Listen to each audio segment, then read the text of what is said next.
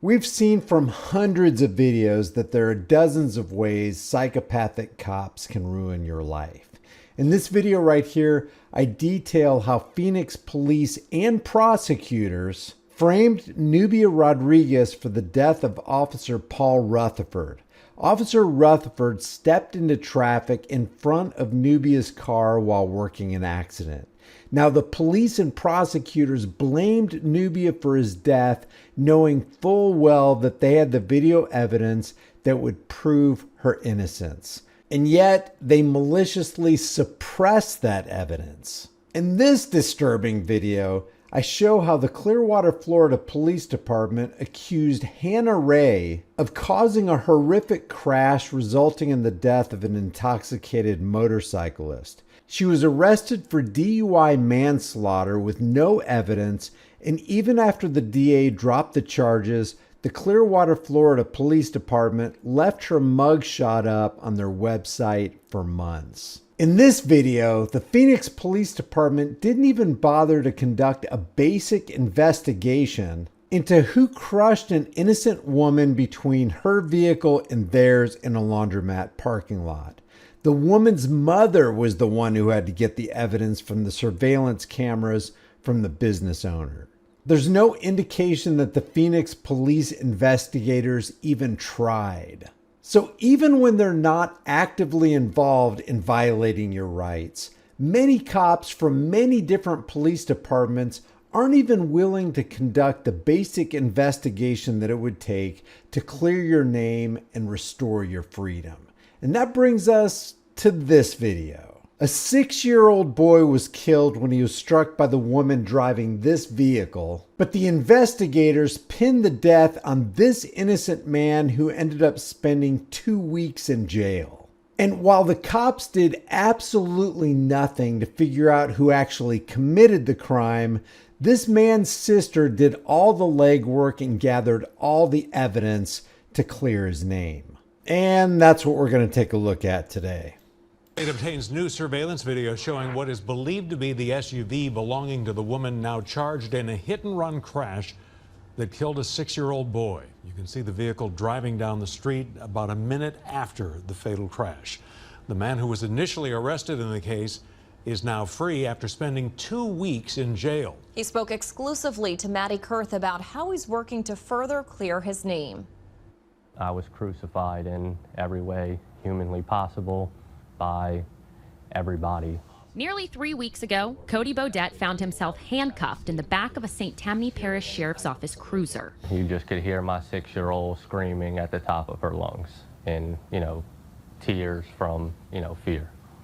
Did they tell you what they were picking you up for? Had no idea what was going on for a few hours. Unbeknownst to him, St. Tammany investigators made Beaudette the prime suspect in the hit-and-run death of 6-year-old Jeremiah Ramirez. So it's not even bad enough that they arrested the guy. They weren't even telling him what he was being arrested for.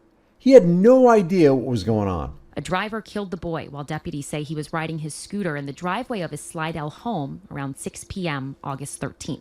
Beaudette says he told deputies when they pulled him over in his Chevy Suburban SUV that he was in the area around the time of the crash for his daughter's cheer meeting at a nearby high school. And that's why you never talk to the police. When they're questioning you, you remain silent. You invoke your Fifth Amendment right to remain silent. Anything you say can and will be and was used against this guy. Deputies booked him with vehicular homicide, hit-and-run driving, and reckless operation of a motor vehicle related to the child's death. They were 100% sure they had their guy. And it's highly likely they wouldn't have even made a move if he stayed silent. It really does make me wonder how many other people out there are in a situation like ours. Beaudette's sister, Jordan Rolston, says she never believed the deputies and went out to the neighborhood where Jeremiah was killed to start digging. She says she found a house with a clear view of the street and a security camera that caught a silver Nissan Armada exit the neighborhood minutes after the crash.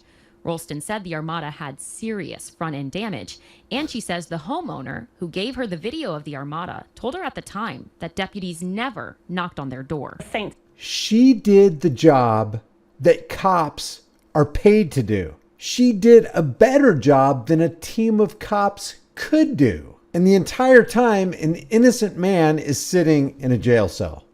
Tammany Parish Sheriff was going to convict my brother off of no evidence they had, when all they had to do was go attempt to get the evidence by looking for more camera footage or anything really. Stressful, depressing, emotional, every word you can think of. I mean, it was a nightmare. Rolston got in touch with Dallas McClanahan, an ex-cop turned private investigator in Slidell. McClanahan says he took her evidence and tried to bring it to the St. Tammany Parish Sheriff's Office, but he says investigators weren't interested. Do you often get told, I'm not interested in talking to you? So not only did the cops not investigate and gather the evidence themselves, when they found out that somebody did investigate and gathered the evidence and had the evidence, they weren't interested in looking at it. And that leads me to ask the same question this guy's sister asked. How many other people are sitting in jail right now because the investigators refuse to do their jobs? This is beyond infuriating. Do you often get told, I'm not interested in talking to you? Very, very rare. Usually they'll sit down and talk to me. Only time is if there's some kind of conflict of interest. Joe Rispani, Fox 8's legal analyst, is representing Beaudette as his defense attorney in this case. If you look at the St. Tammany Parish Sheriff's Office in a light most favorable to them, they're lazy, they're negligent, and they didn't care. The St. Tammany Parish Sheriff's Office won't answer any of our questions about this case. But in a news release, Sheriff Randy Smith said once new evidence came to light, his investigators moved swiftly to redirect the investigation and identify the correct suspect. No, too late. This guy right here should not only be fired, this man should be jailed. With video evidence that this man didn't commit a crime, he kept the guy behind bars. The correct suspect.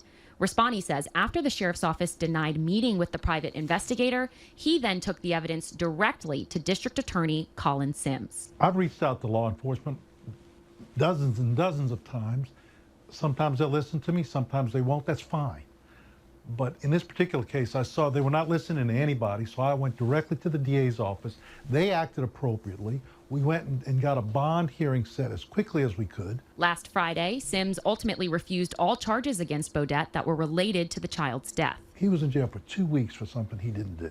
Hours after the DA refused the charges, deputies announced the arrest of Connie Noel Estes for hit and run causing death and obstruction of justice. So an innocent man was jailed and the guilty party was free for 2 weeks after the death of a 6-year-old child, which leads me to ask, what case would even motivate these investigators to actually do their jobs? If not for the death of a 6-year-old kid, hey, we got to find out who actually did this. What horrific crime would have to happen to motivate them to do anything? And my first gut reaction is, well, the death of a police officer. They would definitely investigate that. But as we saw in the case of Nubia Rodriguez, they had the video evidence that she didn't do it, and they suppressed that evidence, ensuring she would stay locked in a cage. A judge set a bond of $1 million. Those 2 weeks felt like 20 years to me and my family. You know, now that the air has been cleared and they've arrested a different person, has anybody apologized or spoken to you? Of course not. I can't imagine that they will admit or hold themselves accountable for anything. After weeks of his arrest circulating online, My name will always be associated with that original mugshot and the defamation that came with that. Cody Beaudette says he wants justice for himself and for 6-year-old Jeremiah. I just hope that, especially with a crime of this magnitude, that a little more investigating and police work goes into the charges before making an arrest. So it isn't rare that cops will leave an innocent man locked up while the guilty go free, as they do zero investigations. My question is, exactly how common is it? I'll leave the link to the other 3 videos that I did. You really got to take a look at them, because I'm telling you, not only are cops out there actively violating our rights, And some of that is under, we're conducting an investigation, you're obstructing our investigation, you're obstructing justice. But when it comes time to actually investigate, they won't do it. Leave your thoughts about this for the world and the global thought police in the comment section below. If you want to support this channel, become a member, or you can support for free. Just like this video, share this video, subscribe to the channel, hit the bell notification icon. And remember, cops lie, cameras don't. Always record the police. I'll see you in the next video.